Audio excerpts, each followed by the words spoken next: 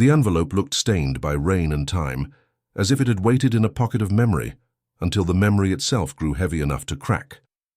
The postmark was a smudge of ink, as if the hand that pressed it down had trembled just before the rider spurred away. On the outside, a neat line of letters, C309, stood in the corner, stamped with a small seal of wax that had bled into the paper like a shy apology. Aurelia Bainbridge stood at the kitchen table, the wind gnawing at the window panes, the room smelling of coffee that had gone cold, and the iron tang of the day's chores left unfinished. "Who's at the door, Ma?" asked a voice closer to the fire, and Aurelia's breath caught for a moment, as if she hadn't heard him there at all, her daughter Lark, who wore a feverish light in her eyes and a stubborn set to her jaw, had perched herself near the hearth with a knitting needle like a small sword. But it wasn't the child who spoke now.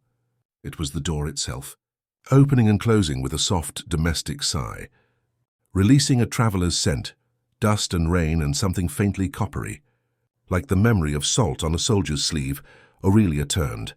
The door was simply a door, but the world outside it was a war's echo in a quiet room. She stood straighter than the moment deserved, hands steel grey with work, eyes as bright and unsettled as a stormlit lake. The postman's boots clattered softly in the entry, and the man offered a folded parchment, as if he carried nothing heavier than a rumour. "Ma'am," he said, tipping his hat with the tremor of fatigue, "a letter for you with the mark of C309 from the city's war office. They said it might be urgent." His voice carried a tired honesty that made the room feel suddenly smaller, as if the walls pressed closer to hold the old secrets. Aurelia's fingers trembled as she took the envelope. The paper felt cool and wrong in her palm, like freezing rain inside a glove. The boy at the window, her neighbour's son who sometimes ran errands for the house, peeked around the corner, eyes like a clean slate, ready to be filled with something that might teach him fear or courage or both. She dismissed him with a curt nod, then turned back to the letter as if the page could answer what lay in the hollow of her throat. The clock in the hall ticked in the rhythm of distant drums. The house settled around her, the creak of floorboards, the sigh of the chimney, the slow breath of the kettle singing to itself on the stove. Aurelia set the letter down, peeled away the seal with careful fingers that had learned to respect every small, perilous thing a war leaves behind, like shrapnel in a field or the memory of a kiss that never fully mended. There was a way letters from war come into a home, slowly, almost insolently, like a rumor you'd rather not hear but can't ignore. The letter's first line was a hand she knew even without reading, the tidy, precise script that belonged to the War Office, the kind of handwriting that measured out the truth in inches. And then the words came, neat as if printed, but carrying the sting of a blade hidden in silk. 3 months, it began, since the bearer brought news that a captain's body could not be woken by the dawn. 3 months since Silas Hartwell's last breath rose like smoke from the ground where he fell. 3 months since him, her husband, had ceased to be the man who fed the chickens at dawn and told stories to Lark's little ear when the night was kind enough to leave room for wonder. The letter spoke of a death in a skirmish near Cedar Fork, of a bullet that found its final argument, of a night spent with a swollen moon and the ache of a heart that refused to yield. Aurelia's breath hitched. The room reeled. The kettle sang a metallic note that sounded almost like a laugh, as if the kitchen itself found humor in her misfortune and did not quite know how to conceal it. The letter's body unfolded like a map, drawn with care and pain. It spoke of duty and fear in the same breath, of a man who had once kissed Aurelia's brow in the dim light of a lamp and told her the war was a thing you carried as you carried a child, inside you, against your ribs, sometimes heavy enough to make you bend, and then, tucked in like a careful footnote, a single startling sentence. The first line she could not miss, because it burned the air with a heat that had no business in a kitchen where bread rose in the oven. "If it is a boy, name him after me." The words lay there with a stubborn gravity. Aurelia's fingers closed around the page, her nails pressing into the parchment as if to anchor the memory in place. She could feel the tremor in the ink, the way the letters trembled at the thought of life that might go on beyond a man's last breath. The room grew quiet, not silent, as if the house itself held its breath to listen. She read the lines again, slower this time, as if the letters were a language she had learned and forgotten, and then remembered in a moment of need. Silas Hartwell's name, a name Aurelia had spoken aloud 1,000 times, sometimes with laughter, sometimes with fear, pressed at the edges of the paper like a weight she could not put down. Lark's small hand landed on Aurelia's sleeve, the little fingers cool with damp from the day's chores, and a baby's quick movement inside her. "Mama?" the girl said, voice soft and precise. "Who is that for?" Aurelia looked at her daughter, at the bright, almost dangerous seriousness in Lark's eyes, and felt the room tilt again, this time towards something she could not quite name. The letter wasn't a simple message about a death. It was a tether to the future she was trying to craft in a world that insisted on tearing the future apart, with the same breath it used to say, "Be brave." "Something important," Aurelia answered, choosing the necessary lie with care. "A name for a child." She forced a smile, thin, a thread of pale silk drawn taut over bone. "We will speak of it when the time comes. For now, fold your hands, child, and listen to the storm outside." Outside, the wind did as winds do. It pressed rain against the glass. It rattled the shutters in a way that sounded almost like applause. It carried a memory of cannon fire that the ear could not completely forget. The world had the habit of returning to you with a vengeance you could neither anticipate nor escape. That night, Aurelia slept with the letter under her pillow, as if to keep the weight of the world from losing its grip on her mouth. The room smelled of rain, iron, and the milk she hadn't yet fed the morning, a scent that would have once amused her, but now carried a weight in it that felt almost sacramental. In the morning, the sun rose with a pale, wry smile, and the air tasted of wet iron and damp stone. Lark woke before she did, sliding her small body from bed with a carefulness that suggested she knew more about the world's heavy things than her years ought to allow. Aurelia watched her gather a few pebbled seeds from the garden, the old earth smelling sweetly of dirt, of growth, of something stubborn and alive that refused to be erased by sorrow. "Are we going to tell the neighbors about the letter?" Lark asked, not looking up from her handful of seeds, turning them over with a gentle, clinical curiosity. "Tell them what?" Aurelia asked, pretending to mistake the question for a rhetorical riddle, though her heart hammered a quick beat in her chest. "That a man died 3 months ago and left a line you could misread as a secret." Lark shrugged, the motion small enough to be invisible to any but a mother's eye. "That we have a name to give the baby if it's a boy."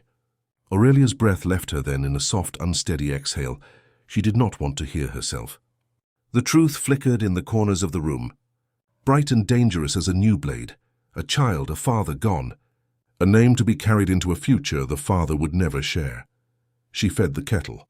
She turned the stove to a quiet, steady heat. She let the day begin as if nothing extraordinary had happened, as if the world hadn't held its breath and then chosen to breathe out through her hands. Yet the day's ordinary pace could not erase the edge of the letter's presence. As spring thickened into early summer, the village, the place Aurelia had learned to call home with a mix of tenderness and wary acceptance, began to hum with the ordinary rituals of mourning and memory. The men spoke of the war at a distance, in hushed, dangerous tones, as if to say that to remember aloud was to invite the past to step back into the present and demand something in return. The women stitched, patched, cooked, and washed the uniforms of sons who might carry on 1,000 miles away, or die in the next fog of a dawn. Aurelia kept a journal, a habit she had learned from her mother, who had kept one for the sake of the stubborn memory that refuses to vanish. On the first page she wrote the letter's date, the C309 mark, the name Silas Hartwell, and the stubborn line of a future child's name. It felt like pinning a star to the sky of a world that otherwise would have dimmed all possibilities. The first signs of life in Aurelia's body, little flutters that announced a future, with a rhythm they were not ready to keep, began to change the room's scent and sound. The house grew lighter in the mornings because she carried something bright and new within her, a reason for getting up that did not end in a sorrowful sigh. At night the crib waited, a wooden promise in the corner, its bars clean as winter, and its top smooth where someone would lay a head to sleep and wake to a day that wouldn't forgive the old grief so easily. The letter rested in Aurelia's mind like a closed door she was afraid to open, and yet she kept opening it a little more each day, to see what might be found beyond. The townspeople, old Mrs. Ketchum with the threadbare shawls, the mercantile owner with a voice like a broken bell, The blacksmith, who spoke of iron and heat as if they were a prayer, began to notice the change in her, not because she spoke more, but because she listened, more letting the world tell its secrets with a patient, almost reverent attentiveness. One afternoon, a courier arrived with a letter that looked as weather-worn as a soldier's glove. The paper bore no C-309 this time, only the simple official handwriting of a neighbor's cousin who had moved south to care for his family. The letter wasn't long. It carried a mention of a small parcel that remained in the city's care for some days. Then, almost as if the town itself exhaled and exhaled again, it found its way to Aurelia. Inside there was a photograph, an image of Silas Hartwell, the man she had mourned in the quiet of dawn and in the hush of night when the hearth's flame was low. He wore a uniform and a stubborn, half-smiling expression that suggested he had once believed in a simple plan for life, work, love, and the occasional victory that did not scald the lungs with smoke or scorch the heart with fear. His eyes seemed to speak to Aurelia across time, as if the man she remembered could still tell her what to do, now that the future lay within her body. But the parcel contained more than a photograph. It contained a small, worn notebook, the kind a soldier would carry to keep track of orders, of weather, of the day's steps. On its first page, the same line, C-309, sketched in a careful hand, followed by a page of rough handwriting that Aurelia could recognize as Silas's, only more urgent and jotted in moments of desperation he could not wholly conceal. The notebook bore a second, smaller item, a lock of hair, dark and soft, with a note in the margins written in a voice Aurelia could almost hear again, the voice of a man who would have whispered 1,000 promises if the world hadn't demanded so much. Silence. What did it all mean? The village heaved with quiet speculation, but Aurelia found the noise unhelpful, a storm without rain. The notebook's pages spoke of maps and lines and places, Shenandoah, Cedar Fork, a river that curled like a sleeping animal. But more than anything, they spoke of a man who had loaded his world into his pockets and left for a war that would not end with a trumpet's call, but with a silence that lasted far longer than any sound. Aurelia read aloud to Lark every night, to let the child hear the rhythm of a voice that would be silent forever, to allow the living child to know what the dead had left behind. The letters that formed the sentences in the notebook had the weight of a confession and the tenderness of a lullaby, a mixture that filled the kitchen with a fragrance of smoke, old wood, rain on stone, and the quiet, burning truth of memory. "Ma," Lark asked one evening, her hands busy with the stitches of a small quilt, her needle skimming the fabric with a ghostly speed, "do you think Silas ever named a son, a boy, after his own name?" Aurelia's breath hitched, and she looked into her daughter's earnest face. "I think he did not mean the name to fade away," she said, choosing her words with care. "I think he meant to cast a memory forward, like a thread through years, to hold a child to a man who could not stay." Lark nodded slowly, as if it made sense to her young mind to weave life from a thread of memory. The two of them looked at the letter together afterward, Aurelia with a tenderness that bordered on reverence, and Lark with a curiosity that would not be satisfied by rhetoric. The idea of naming the child, of giving him Silas Hartwell's name, as a living memory, began to settle into Aurelia's bones with a quiet insistence. The war's memory, which had always felt like a jagged, dangerous thing to touch, now took a shape she could cradle and carry. She started to rehearse possible names in her mind, not to decide, but to listen for the one that would choose itself when the right moment arrived. Weeks folded into weeks. The town's spring burst into summer, and the air grew thick with the scent of lilacs and rain-warmed soil. Aurelia found herself walking the fields at dawn, listening to the soft, damp earth as it sighed under the weight of new growth.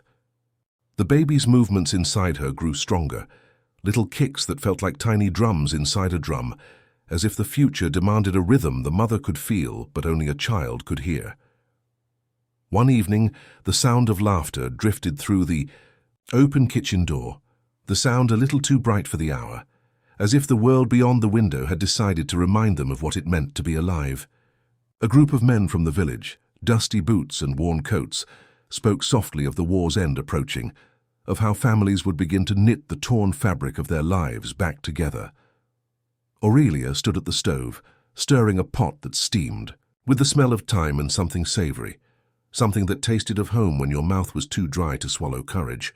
"Mrs. Hartwell," a voice called from the doorway, a tall, lean man with a scar that crossed his cheek in a way that made him look both dangerous and kind. It was the town's butcher, a man who had learned to weigh life and death in the same scale. "Word travels slow, but truth travels faster than rumor. We've a rumor that a letter arrived, one with a boy's name in it." Aurelia looked at him with a patient, almost surgical calm. "A letter with a boy's name," she echoed. "And what then?" The butcher shrugged as if the answer were simple and the world too loud to hear it. "If a mother chooses a name, she chooses the future. If she chooses the future, she's no longer afraid to live in it." Then, with a wipe of his hand on his apron, he added, "That letter, C309, did more than tell of a death. It offered a door. That night the air was thick with lilac and rain and the iron tang of possibility. Aurelia lay in bed with the letter across her chest, as if it could shield the future from lightning. The baby within her had begun to respond, to her own tremulous heartbeat, rhythmically kicking in a way that felt like a question being asked and answered at once. She thought of Silas's voice, the memory of the way he would sometimes speak to their unborn child, as though the world itself could be coaxed into mercy if he spoke softly enough. "If it is a boy, name him after me," Silas had written. The words burned, not with grief, but with a stubborn invitation to life, the invitation to forgive the past by honoring it, to refuse despair the last word. As summer stretched toward late July, Aurelia found herself standing in the doorway of her own life, a little wobbly on the threshold, and then stepping out with a purpose she hadn't known she possessed. The decision she faced, whether to name the child Silas Hartwell, thus binding his future to a father who would never see him grow, or to choose a name that would belong solely to this new life, began to feel less like a burden and more like a vow she could keep. The community's gaze, quiet, heavy, and careful, settled upon her not with cruelty, but with the peculiar tenderness that a town reserves for a mother who bears a future while grieving a man who once stood with the town at the edge of a line between peace and ruin. People would say in their slow, careful way that the world would forgive what it must be forgiven, and that memory, once mown down like a garden's edge, could be replanted with new seeds. One afternoon, as Aurelia walked along the edge of the river where the water ran clear and bright, she sat beneath a stand of elm trees, their leaves whispering in the breeze like a small chorus of voices. The baby, moving inside her with the patient curiosity of a creature who knew more about the world than the mother could possibly teach, pressed against her ribs and made her smile in a way that felt almost dangerous in its sweetness. She spoke, aloud to Silas, not knowing if the dead could hear, but knowing that speaking aloud made the living part of the memory tangible. "Silas," she said softly, as the river did its slow, ancient work of smoothing stone into something patient, "if you wanted him named after you, you would have told me clearly from the start. You would have written more than a line in a letter we never expected. But you left us a guide, a choice, a door." She breathed in the river's clean scent, the mineral tang of cold water, the scent of wet earth and growing things, and added with a tenderness that surprised even herself, "If this child is a boy, I'll carry your name forward, not as a chain that binds us to a past that hurts us, but as a bridge we step over with hope." That decision's weight settled more than a choice. It felt like a responsibility, one she would bear with the same stubborn grace she had learned to wield in the face of a war that had demanded she be unbreakable. She began to plan the naming ceremony in her heart, the way a gardener plans the season's first bloom, carefully, with respect for the soil of memory and with the belief that the future could still bear fruit. Time passed as it does, with the seasons turning leaves into stories. The night Silas Hartwell's last letter reached Aurelia's hands, 3 months after his death, the air bore a particular kind of stillness, the kind that follows a long rain when all the birds have found their places again. The note felt heavier now, more certain, as if it knew the child's fate better than the mother could. On a night when the kitchen door stood open to the scent of lilacs and the distant sound of a horse's hooves tapping a rhythm against the dirt road, Aurelia spoke to the living child again, as if the baby could hear the old conversation as well as the new one. "If you're a boy," she whispered, "you will bear a name that is both my memory and your father's breath in the world."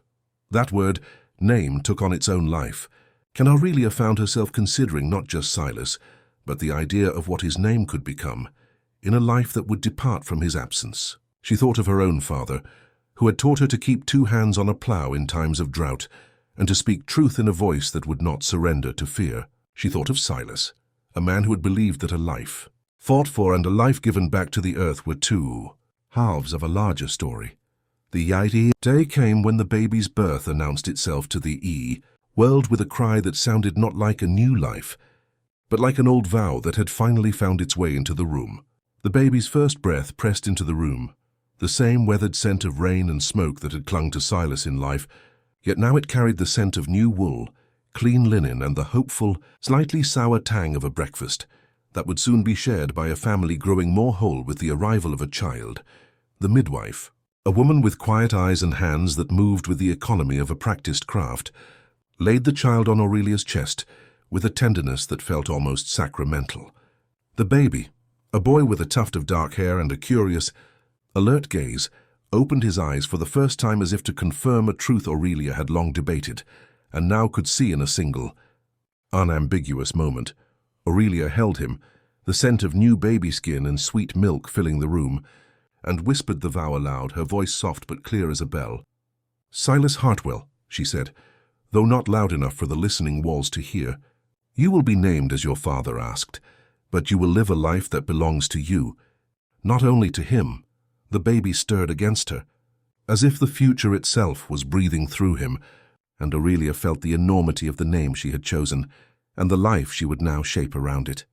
The room seemed to exhale a long, slow breath, the kind the earth takes after a storm, when it realizes the storm is now a memory rather than an ongoing event. The baby's cry, which had a rough, bright edge to it, rose into the small space, echoing against the ceiling and the walls, and the house accepted it as if it had always been prepared for such a sound. In that moment, Aurelia knew Silas's last wish, no, not a wish but a command of sorts, had found its way into a future that could no longer ignore. The subsequent days unfolded with a quiet configuration of routines and rituals that made a new life feel not only possible but necessary. The baby, Silas Hartwell, named with a careful compromise of memory and new beginnings, grew into the arms of a family that could no longer pretend the war had not left its mark. The mother's hands learned again the feel of a cradle's wood, the way the soft fabric of a blanket gathers warmth, the taste of tea sweetened with honey, and the memory of a field's rain-soaked sweetness. Aurelia learned to balance the old grief with the new joy, to hold both like two sides of a coin, and let them share the same quiet, stubborn glow. She spoke of Silas with a tenderness that did not erase the pain but tempered it, the way a blacksmith tempers steel to make it strong and flexible at once. She told stories to the boy, not of heroic deeds as much as of ordinary courage, the kind that shows up in a wife's quiet patience, in a mother's steadfastness, in a friend's readiness to listen when a heart needs to break and be stitched again. The C309 letter, now folded back into its envelope, remained on a shelf near the window, a sentinel that guarded not the memory of a death, but the continuity of a life. It had done its work, which was to seed a name into the world, to plant the possibility of a future in a room that had learned to bear the weight of absence with a certain grace. Years passed in the way that years always do, with the river still there, still moving, still shaping the land with its patient force. Aurelia watched Silas Hartwell grow from a baby into a boy who did not surrender to the war's gravity, who asked questions with the bright, unguarded curiosity of a child who believed that every door could be opened if you believed in the possibility of light beyond it. The boy's name, Silas Hartwell, was spoken by everyone in the town with a sense of reverent inevitability, as if the name itself contained a map that guided him toward a future the letter had promised, but could not deliver on its own. Aurelia's own memory remained a living, evolving thing. She could still smell the rain that had changed the lettings of her life, taste the coppery tang of the day's blood in the air on a late summer afternoon, hear the far-off drums that had once summoned men to the field, and now beat softly in the heart that kept a family safe. And she could still feel the weight of Silas's letter, its C309 stamp, its precise handwriting, its careful confession of death and dedication, like a piece of a puzzle she had not yet fully understood, but which would always matter. Some nights, when the world was both near and far away, and the stars hung low in a sky that smelled faintly of resin and rain, Aurelia would take Silas Hartwell's notebook from where it lay behind the photograph, and would read aloud from its pages. Her voice, grown older but no less sure, carried through the room, a thread that braided memory with hope. She read the lines in the soldier's hand that spoke of maps and routes, of orders given and lives saved, of a future that might hinge on a single boy's name. She read the closing lines, where Silas had drawn a rough sketch of a house on a hill, a place where a family would gather in the evening and tell each other about the day's small triumphs, where the war's memory would be acknowledged and then laid down, not forgotten, but allowed to rest. The townspeople began to tell the story of Aurelia not as a widow but as a mother who kept a promise to a man she had loved and who had loved her enough to write a line into the future. They spoke of the night she held her son for the first time and whispered to him the name that bound his life to a memory that refused to fade.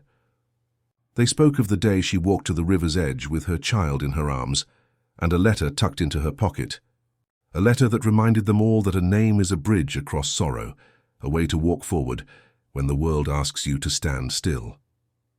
Aurelia never forgot how the letter's words had arrived, how they had changed the shape of her days and given her a way to hold her husband even when he could not be seen. She kept the note on the shelf, but she kept it not as a weight but as a touchstone, a reminder that memory and life could cohabit, that a name could carry both the weight of loss and the light of possibility. And in that delicate balance, the memory of Silas, the living presence of Silas's son, the stubborn quiet of a small town that had learned to endure, Aurelia found the final meaning of the word home. In the end, a line from the letter, a line that had once felt like an indictment or a dare, became a lullaby. If it is a boy, name him after me. The line remained not as a command but as a doorway. It opened onto a life Aurelia now knew she could help to shape, not by erasing the past, but by letting it glow in the new day. The name Silas Hartwell grew into a house's memory, into a boy's laughter, into a mother's steady hands and a grandmother's patient smile. The memory did not fade. It did not vanish into the wind like a rumor. It settled, a quiet, enduring beacon, C309 as a marker of where the world began to heal, and where one family learned to love again, through the gift of a boy named after a man who had walked away into the rain and, in the end, into the light. And in those long, quiet evenings when the air carried the memory of rain and steel and the scent of lilac, Aurelia would look at her son and see his father's eyes, bright with the stubborn hope that lives inside every child born into a world that has asked too much of the living. And she would say softly, almost like a blessing against sorrow, "You are Silas Hartwell, and you are the future we chose when we learned to call a name into life." The boy would smile, and the house would exhale its gratitude for this second chance. This room in which the war's heavy memory found its rest in the rising of a child's breath. The final truth of C309 was not in the death it described, but in the life it guaranteed.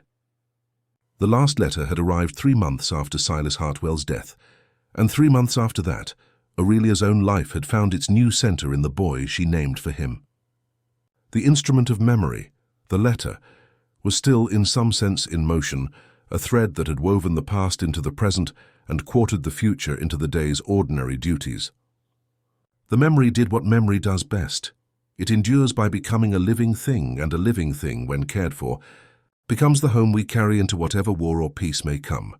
And in that home, with the name Silas Hartwell, now a living chord in a child's voice and in a mother's steady breath, the world, no longer merely a battlefield of loss but a field where new life can take root, began again its patient work.